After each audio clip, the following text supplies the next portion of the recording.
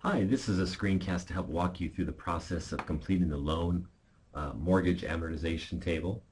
If you remember the details of this assignment, once you find a home, then everybody in the class is going to be set with the same set of facts, such as you purchase a home for $150,000, you're going to put $1,000 down, you're going to put good faith money, you'll put $7,500 down as a down payment, so you're going to borrow $142,500 on a 30-year fixed rate 5-year mortgage.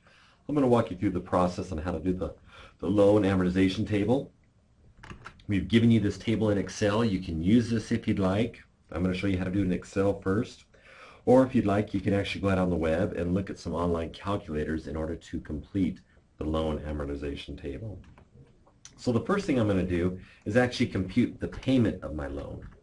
Now, if you remember from the time value of money module, the PMT formula in Excel will actually calculate the payment. I'm going to come over here to the little function wizard. Once I've got it typed in here, I'm going to pop up a little pop-up box here, and then it says, okay, what's my rate? I'm going to type in my rate is 5%. Number of periods, because it is a compounding monthly amount, it's compounding monthly and you're making monthly payments. I know that it's actually a 30-year fixed rate mortgage times 12 months. And then the present value is 142,500 is the present value of this amount. And then before I hit enter, you always have to make sure that your rate and your number of periods are on the same calendar. In this case, it's an annual rate, but because I'm making monthly payments, I have to convert it to a monthly rate right here. Monthly payments, that's my total amount. So what this tells me is that my payment amount just for principal and interest each month is going to be $764.97 on a beginning loan balance of $142,500. My loan payment is going to be the $764.97, and that will not change over the life of the loan.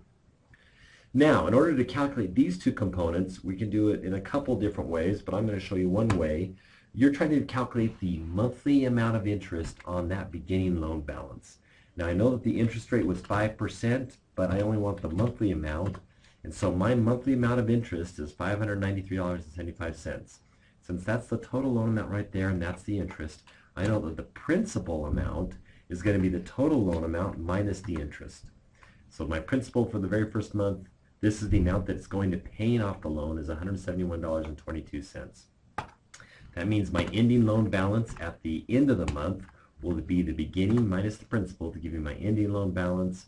Now I'm going to come over here to the very next month and say, okay, my beginning balance at the beginning of the month will be that.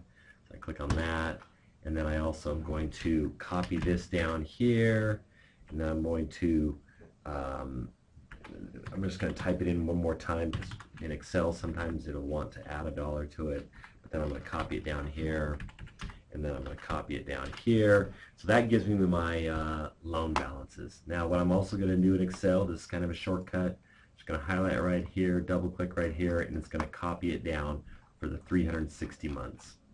Now, and actually, as you can see, for some reason Excel keeps wanting to add $1 to it, and I don't want it to do that.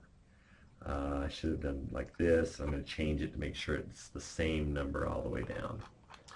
Okay, so that's the loan payments for the 30-year mortgage. Now, a couple things you need to be aware of. Property taxes. It tells me that my property taxes are $1,200. Property taxes is one of the amounts that go into escrow. These are my 3 escrow amounts. Actually, these 2 are escrow. That's an additional payment that actually increases the total payment. So if I'm paying $1,200 a year in property taxes, my escrow agent usually wants me to pay 1/12 of that.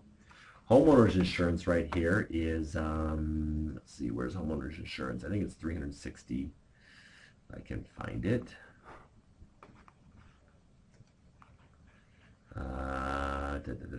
240 is the annual insurance premium. Homeowners insurance is right here, 360. So I know that this is going to be 360 divided by 12.